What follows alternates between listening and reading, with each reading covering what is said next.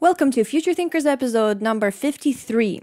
Today our guest is Ramez Naam, computer scientist, futurist, and author of 5 books, including the Nexus trilogy and the Infinite Resource. We discuss the intersections between blockchain, energy, and transport, about humanity taking responsibility for the use of technology, and creating a positive future for all of us. To get the show notes and resources from this episode, go to futurethinkers.org/53. Before we get into the interview, we wanted to say thanks to our recent patrons, Justin, Dan, and Devin. Thanks guys, you rock! This episode is brought to you by MakerDAO, a decentralized autonomous organization that creates and backs the DAI stablecoin on the Ethereum blockchain. DAI is available for purchase on several decentralized exchanges such as Oasis DEX and Paradex. To learn more about our sponsor MakerDAO and the DAI stablecoin, go to futurethinkers.org/maker.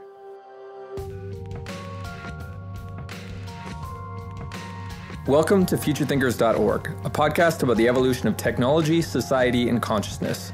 I'm Mike Gilliland. And I'm Yuvi Ivanova. If you're new to the show and you'd like a list of our top episodes and resources, go to futurethinkers.org/start. And if you like our podcast, leave us a rating and a review on iTunes and elsewhere. It really helps others find the show, and we really appreciate it.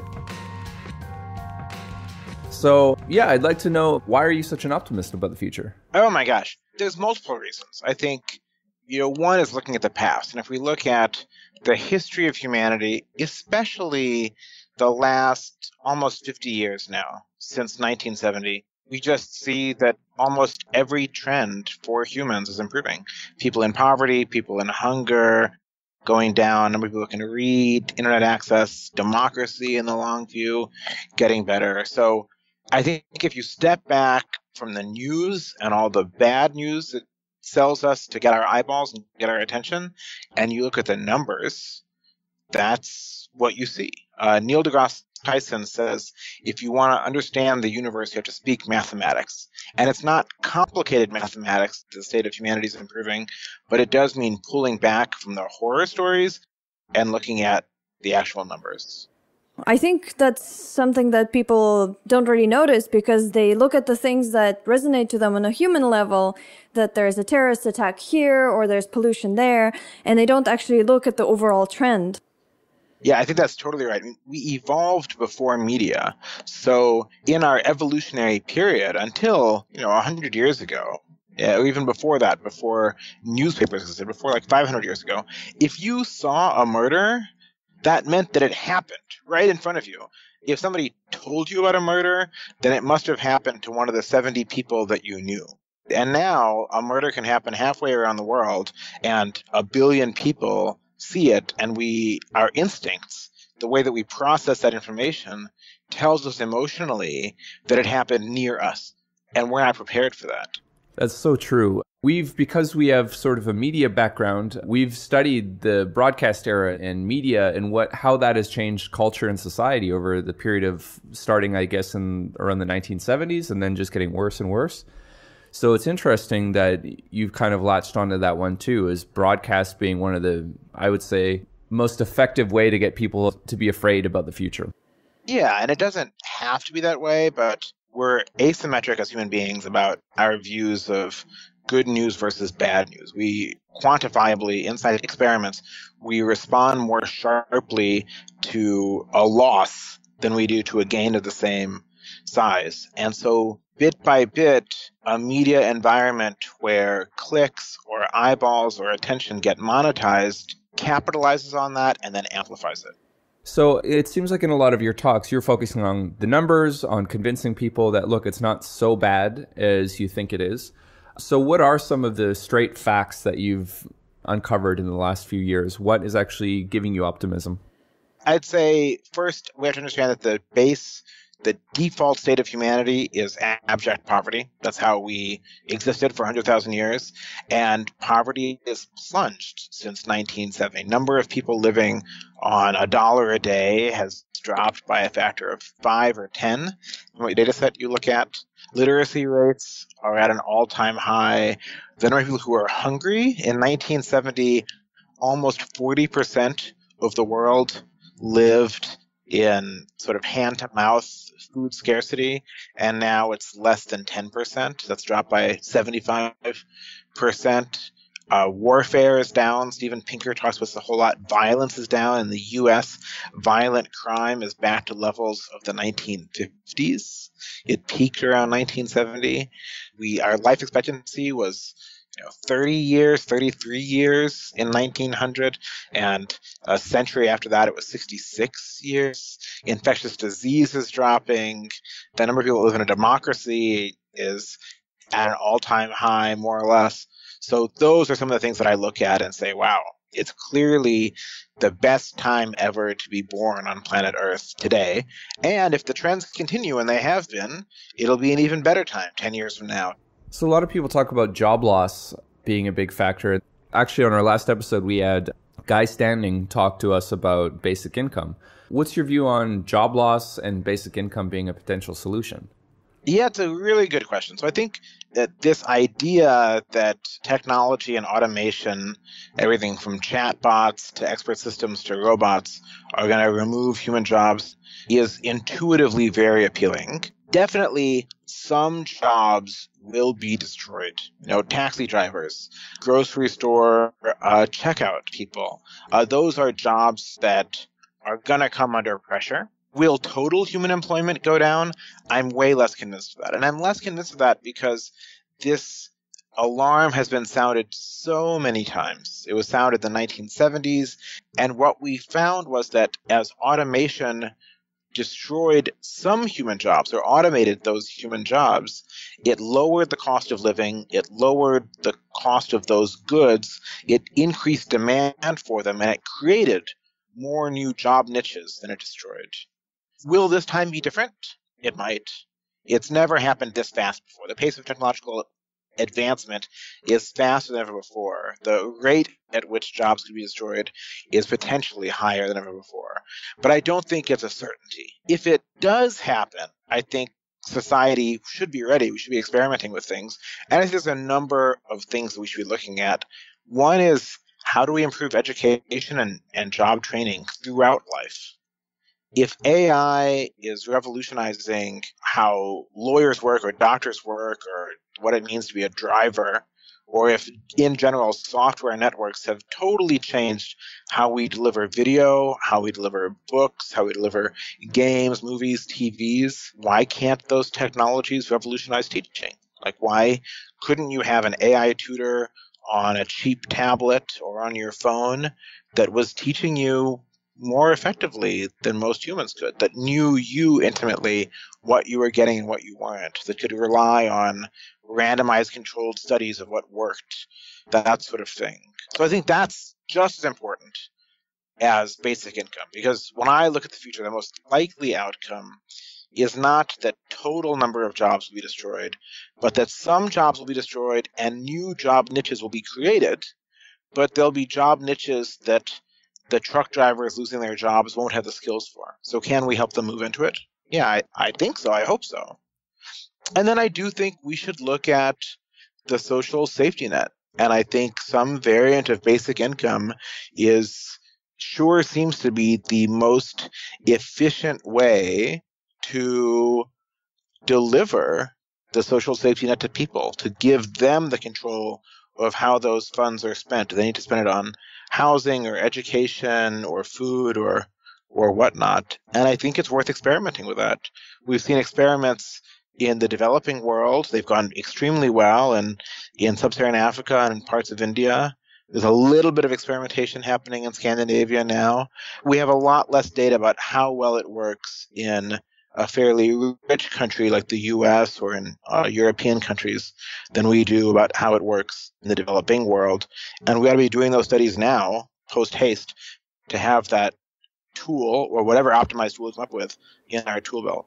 You also talk quite a lot about energy as something that makes you really optimistic about the future and how renewable energy is becoming cheaper and cheaper. It's actually becoming a better choice for a lot of countries to invest in. That's right. I'm someone who's concerned about climate change. I'm a bit of a climate activist, but being someone with a tech background who believes in innovation, I gravitated to this data that showed me that the price of solar power is falling exponentially. A watt of solar panel material used to cost $100 when I was born, roughly in the mid 1970s, and now it costs about 30 cents. And similar things are happening with wind power and with the price of batteries, the price of electric vehicles, the performance of electric vehicles. 5 years ago, if you had told somebody you want to get an electric vehicle, they would have thought, what, slow, clunky, boxy, boring car. And now you've got a Tesla Model S that accelerates faster than a Lamborghini and has self-driving features. So the pace of technological advancement in energy and transportation gives me real hope that we can decarbonize society and stave off the worst of climate change. I think I saw a picture from one of your presentations, what the mechanics look like of an electric car compared with a traditional car. And it's amazing how much less moving parts and materials you actually need. It's really mind-blowing. I showed this picture. It looks like just a rectangle of metal with 4 wheels and a couple small modules. And that's the entire engine and drivetrain of an electric vehicle. And the internal combustion car is this like scattering of hundreds of parts.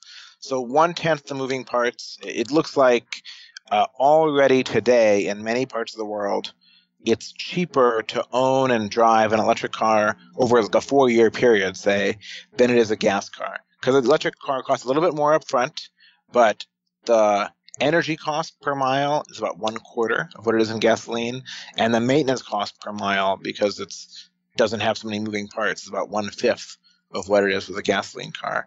And that gap's just going to get bigger and bigger and bigger. Electric cars are going to drop in price in a way similar to what's happened with solar and wind. As batteries keep getting cheaper, as we make them at higher scale, they're ultimately going to be cheaper to buy up front than internal combustion cars. I think with a lot of these new technologies, especially as they become cheaper in developing countries, sometimes they just leapfrog old technologies where people who've never even owned a car, they never end up owning a traditional car, but they end up owning an electric car because it's just cheaper. Like cell phones leapfrogged wired phones in Africa. And I think we'll see this more and more with these new technologies. So the rate of adoption might actually be very fast in some parts of the world.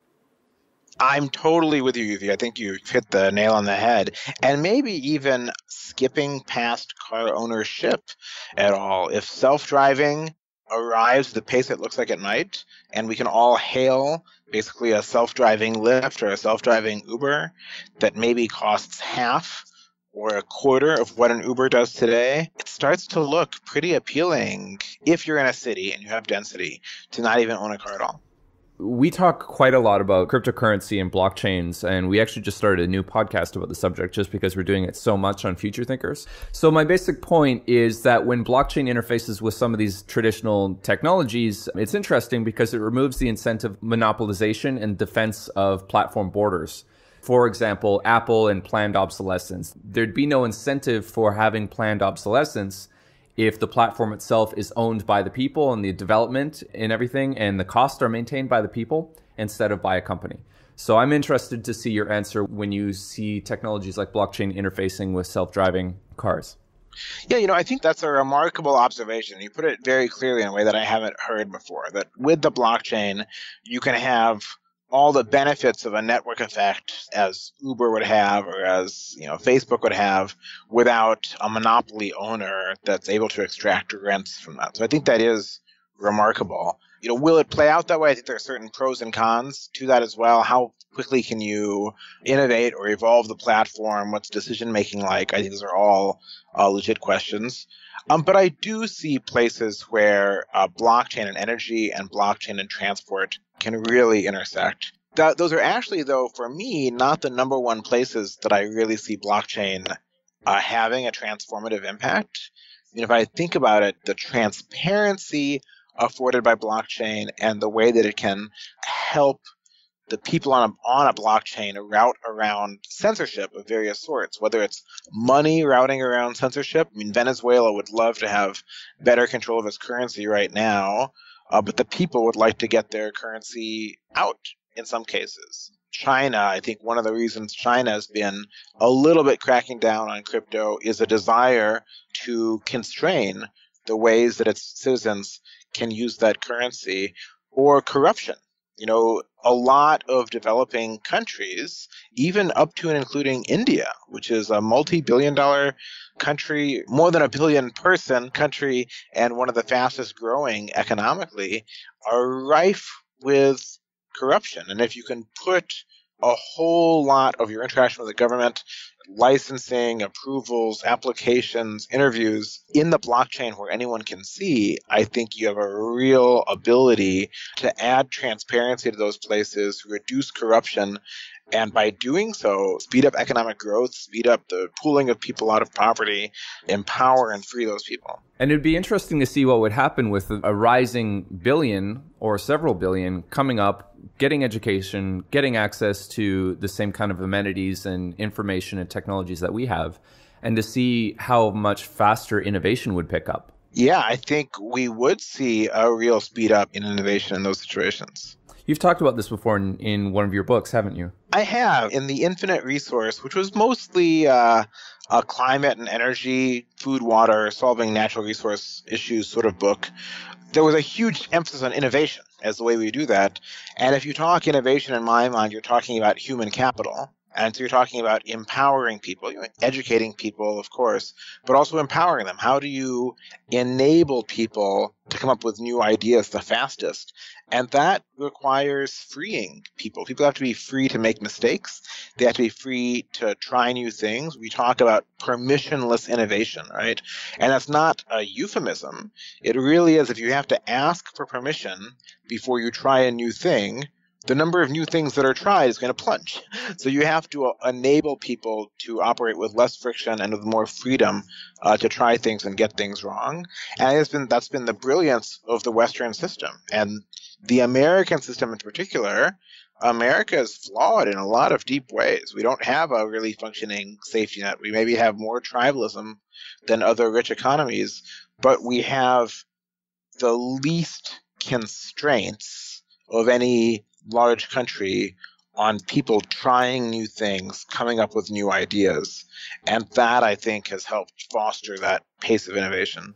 This is actually something that we talked about in our episode with Guy Standing, where that was one of the biggest effects that he noticed of giving people a basic income in the developing world, is that innovation and entrepreneurship went up something like 300%, particularly in women. So when people felt like they could actually try things and fail, that they wouldn't be punished by not having enough money to eat, then they tried so many more things. Yeah, and I think that's an amazing result. And it's almost, it's funny, it's exactly what I was talking about, but it's also the flip side of what I was talking about, that if you have a safety net, and abject poverty and starvation are not a risk, you also feel a lot more free to try new things, to launch a business in some way. And so I think we could do far better in the US, whether it's basic income or something else, to just let people have that sense of security, that they can take a chance and it's not going to mean that they can't pay their rent if this venture fails and they're going to get kicked out onto the street and be homeless. And I think if we had that, we'd see even more rapid innovation happening. I wanted to flip us back, though. So we've talked about all these positive things that are happening, and that's not to say that we're ignoring the bad things that are happening. So how do you see some of these new technologies fixing some of the legitimate bad things that are happening in the world? That's a good question. My view is every technology we've ever invented has had negative consequences as well as positive. And overall, the positives have won out, but we can't ignore the negatives. And there are certainly negatives in my mind that I'm not sure how we're going to fix. The internet overall, I think, has led to more understanding, more communication, more empathy. That's an unpopular opinion these days. But if you look in the US at legalization of marriage equality, legalization of marijuana, I think those stem directly from the enhanced ability to communicate. But I didn't see anyway, that the internet would also be used for the spread of hate and vitriol. And I'm not sure I have a good answer for that. I think we get a little obsessed with that and miss the positive things coming from this communication as well. But we have this rampant polarization happening. So can technology help solve that? I think maybe, but I think we have to experiment an awful lot with different tools to figure out how to override some of those basic tribal instincts of humanity that counterintuitively the internet and social media are enabling people to more readily express in negative ways. We talked with Jordan Greenhall in a recent episode, and he talked about the need for more personal responsibility for everyone. And that's something that's difficult to change externally. People have to want to do it themselves. But he talked about this necessity because we have these technologies that give us the power of God sometimes, but we still have our monkey brains. And so when you amplify them with this technology, sometimes, the outcomes can be amazing or really dire. Monkeys with the power of gods does not sound like a happy ending, right? Yeah, I'm with you. I wonder if you have something to say on that subject, or if it's just about people taking more responsibility. I do have things to say, and I think some of it comes to more personal responsibility.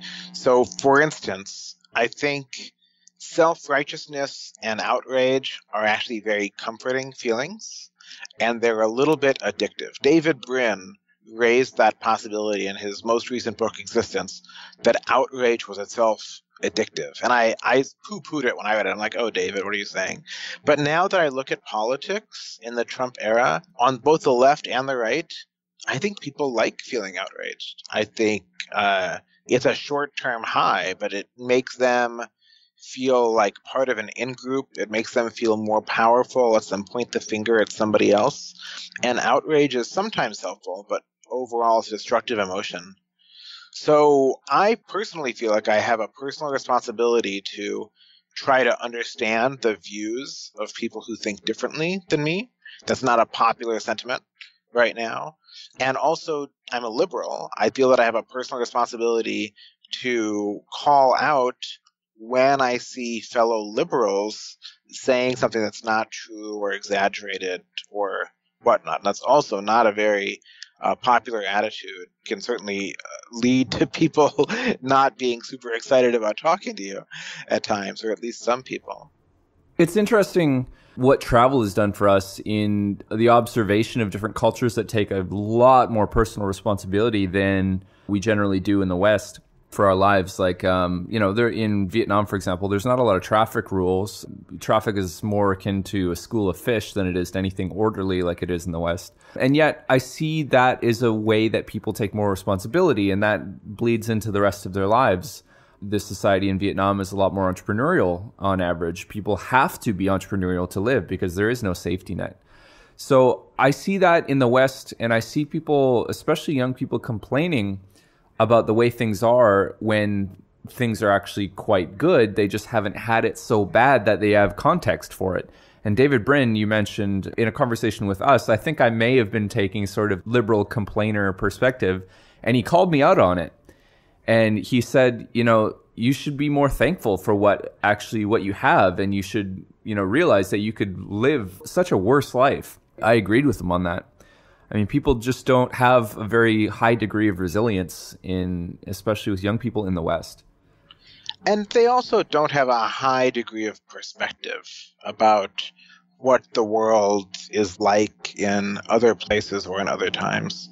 So if I think about how technology could help us with some of those societal problems, I think about the possibility for media and digital tech to expose us more to others. One of the first virtual reality experiences I ever had was at a conference where they had a simple VR app that was a tour through a Syrian refugee camp. And it was immensely powerful. I'd seen documentaries, I'd seen stuff on TV, I'd read articles.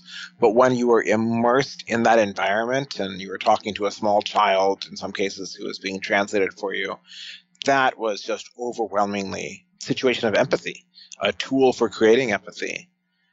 Similarly, I think about now we're really on the threshold of real-time speech translation from major language pairs. I was born in Egypt, but I have sort of broken Arabic. I came to the US at age 3, so sort of, I can find the bathroom and order a few things at a restaurant, but not much more. When I watch the news reports that has people chanting in Arabic, or a crowd or whatever, I actually find it sort of alien. So what would happen if for any American watching that news report, what was being said was being translated in real time into English? Or they could correspond in real time or on Facebook or on Twitter or watch a news report. And instead of these people feeling like aliens, they were talking in a language that you understood. Would that increase empathy between people? I'm sure someone would find a way to abuse it and use it to drive more hate, for sure. But I think on the whole, increasing that ability for people to understand each other allows you to take people that are not currently in your conception of the in-group and not in your conception of the tribe that you're evolved to protect, and let you pull them into the tribe and emotionally attach to them as being human and not alien, not other, and being on your side. So that's my sort of naive tech hippie optimism about how tech could help us bridge some of those societal and political divides.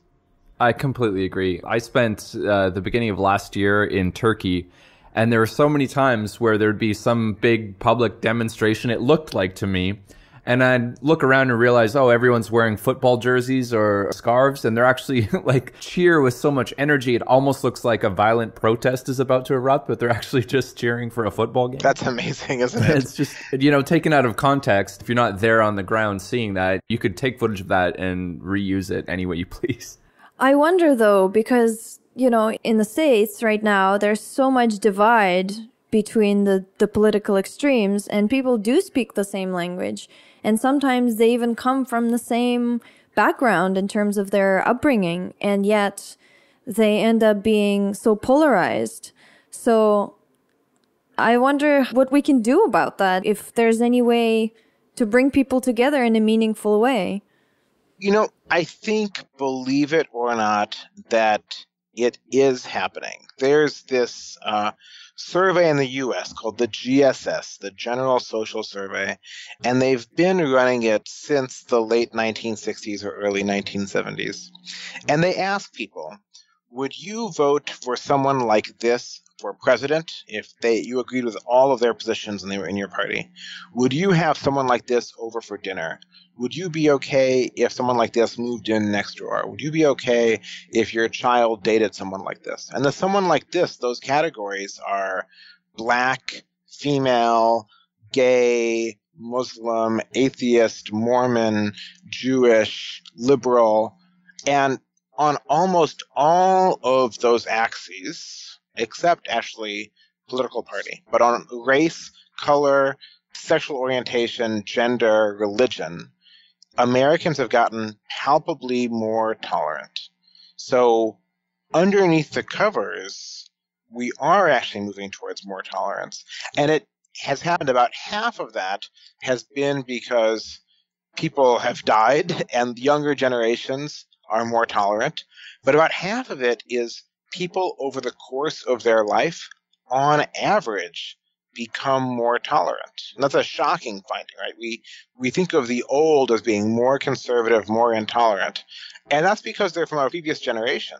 But what's happened is over the course of their lives, somebody who was born in the 1950s was at their peak of intolerance in 1970 on average, and has gotten more and more and more tolerant and more okay with blacks or Jews or gays or a woman president or whatever over that time.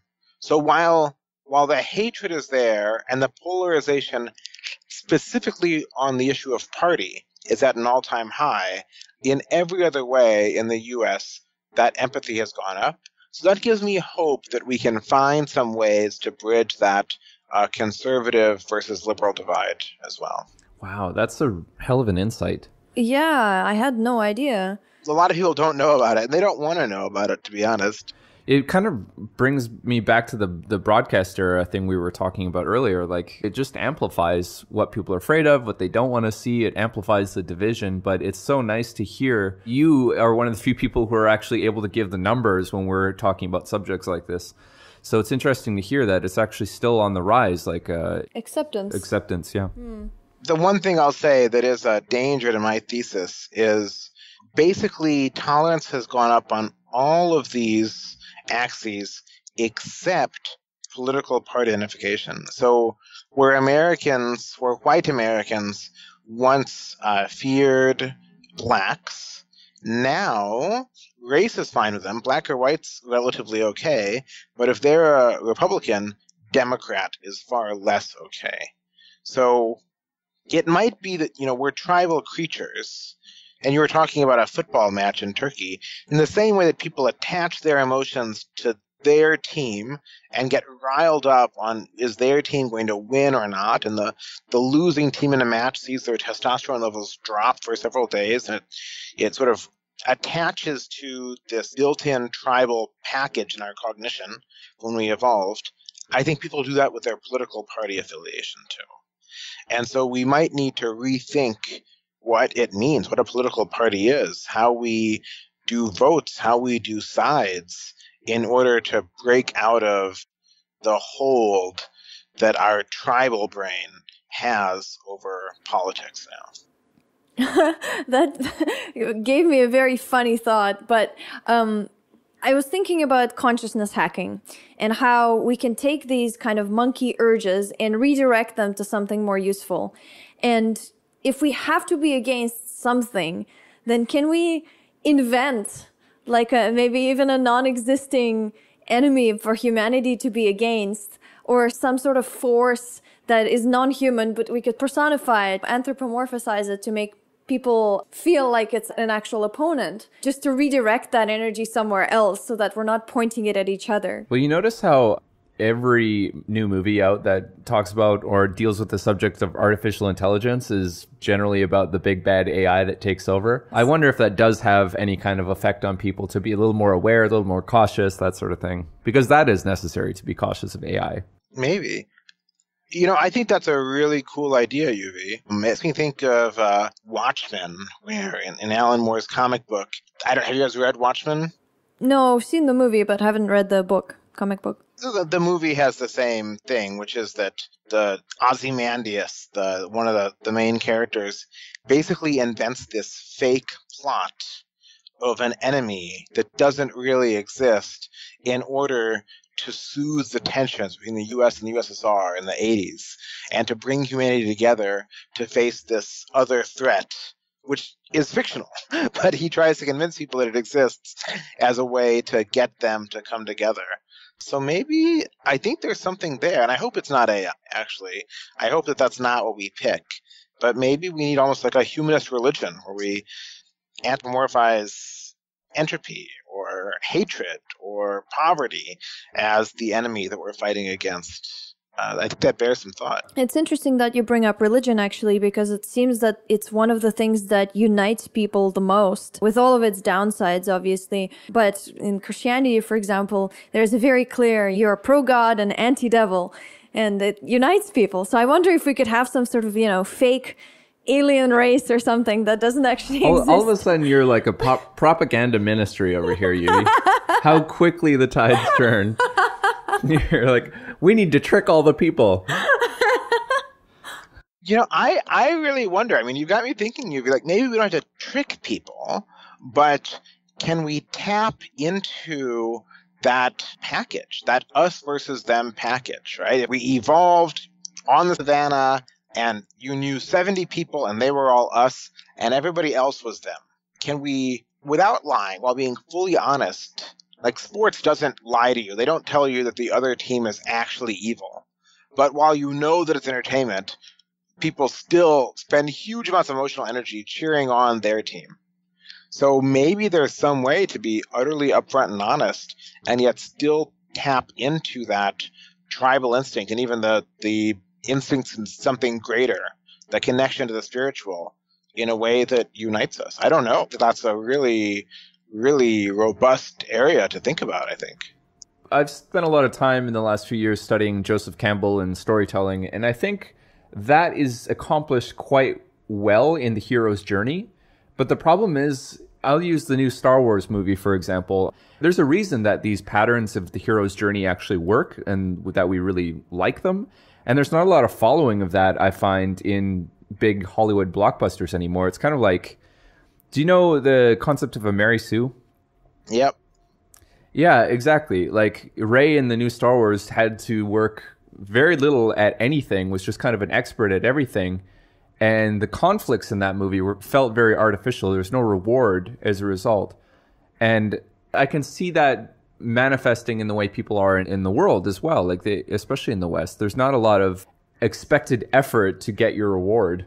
And I think that kind of narrative actually hurts us. And we talk about this stuff like the propaganda that you're proposing, Yuvi. It would be in storytelling and it would be in movies, but the movies have to have the right kind of narrative that actually capture what the state we're in and how we have to evolve and go through the belly of the beast and transform and earn the reward in a way that we actually deserve it. Yeah, I meant it more like reframing. Obviously, not tricking people into something that doesn't exist, but more reframing. Like Game of Thrones, for example, has a really good metaphor with White Walkers being like climate change. They are death personified, and they look kind of human, but not really. And it makes us really connect to that us versus them thing. But I think the metaphor is pretty clear that they are a symbol of climate change.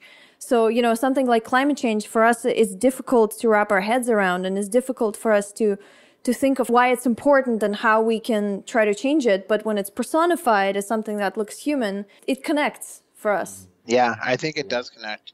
And I mean, the tribalism is one part, the enemy is one part. I think that notion of the spiritual is another part. There's a lot of hypotheses about we evolved to have a sense of the other, of not the other as an enemy, but of a non-human presence, a non-material presence around us. And maybe we co-evolved. Maybe a religion and the human brain co-evolved as a unit of social cohesion. Religion might have been beneficial to the tribe by bringing people together and increasing their willingness to cooperate. So is there a way to, again, tap into that, not by lying to people, but use symbols and concepts and aspirations that tap into that human urge for something beyond the physical as a way to bring people together? I think that's a big open question. You're giving me ideas for my next science fiction novel right here, actually. Oh, nice. Nice. As much criticism as the New Age movement gets, I think that it's actually a really good thing, because it is exposing people to these spiritual practices and concepts without necessarily the strict religious rules that came in the past. Yeah. Yeah. Even if it's not perfect now and people are still quite self-absorbed in it, perhaps something better will evolve out of it in the future. So I'm interested to hear more about your entrepreneurial background. I've got a degree in computer science. I studied at the University of Illinois, and I got hired by Microsoft straight out of college. And I've worked there twice. I spent 13 years there. In the middle, I left. I founded a startup doing software for nanotech. And then the dot-com bubble burst. And then I switched to writing my first book, More Than Human, about augmenting human abilities through technology.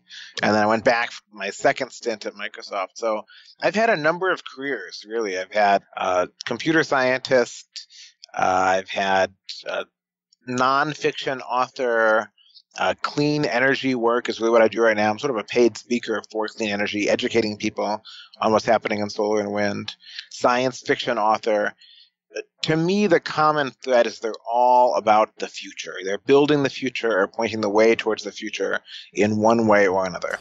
What excites you on that note? This is always our last question. What excites you most about the future, and how do you feel that young people can get involved, get their hands dirty? What do you think they should learn if they want to? I mean, what excites me most about the future is bringing billions of people, not just out of poverty, but out of disconnection. Ray Kurzweil talks about the singularity, and I don't really buy it, though I know Ray, he's a friend, he's a colleague. What I do see is what I'd call the singularity, which is the point at which nearly everyone on Earth has ubiquitous, high bandwidth connectivity and a smart device, and we're 15 years away from that, something like that. And at that point, again, it comes back to human capital. At that point, when you have not 1 billion people fully online, but you have 7 billion adults fully online, able to learn, able to access almost all of the world's information with real-time translation, able to access AI tutors and tools that can teach them videos that show you how to do almost anything, then we're unlocking the power in all of those minds. And we're enabling so many more people to be creators and innovators. We're pulling them out of poverty. We're giving them tools to create transparency and push through corruption in their own governments. We're arming them with a pocket expert on every domain of science or engineering or agriculture. Farmers will have tools to better understand their crops and the weather and make better decisions on what to plant when. So that, I find, is incredibly, incredibly exciting. And if I was going to talk to a kid of today and say, what do you want to do or what should you do to prepare for that future? First and foremost, it's get immersed in that technology. Learn to code, learn to design, become an expert in using this technology, in putting different pieces of technology together one way or another, because that really is sort of the universal solvent right now is code. It's the universal ability to put pieces together in a way that makes the universe around us richer, or that dissolves time or space or distance or need for physical resources or even need for capital. That's still today the biggest thing happening. And if I had to give them a second piece of advice, it would be learn to learn. Learn to be an autodidact. Learn to teach yourself. Don't expect the world to teach you. The tools are out there. The knowledge is out there. The world is going to change so much over your lifetime. The most valuable investment is for you to have the skills and the confidence and the courage to teach yourself new things throughout your life, because you're going to need to know them for whatever the world is like 20, 30, 40, 50 years from now. Wow, such solid advice. That's awesome. That's an excellent way to wrap it up here. Yeah, thank you so much for joining us today. I think it's been very inspirational and covered a lot of ground. Awesome. Well, UV, Mike, thank you. It was really a pleasure and an honor. Cool. Yeah. Cool. We'd love to have you on again sometime to expand on some of these subjects. I'm sure we'll have lots to talk about. All right. Have a Take good care. day, you guys. You too. Bye-bye.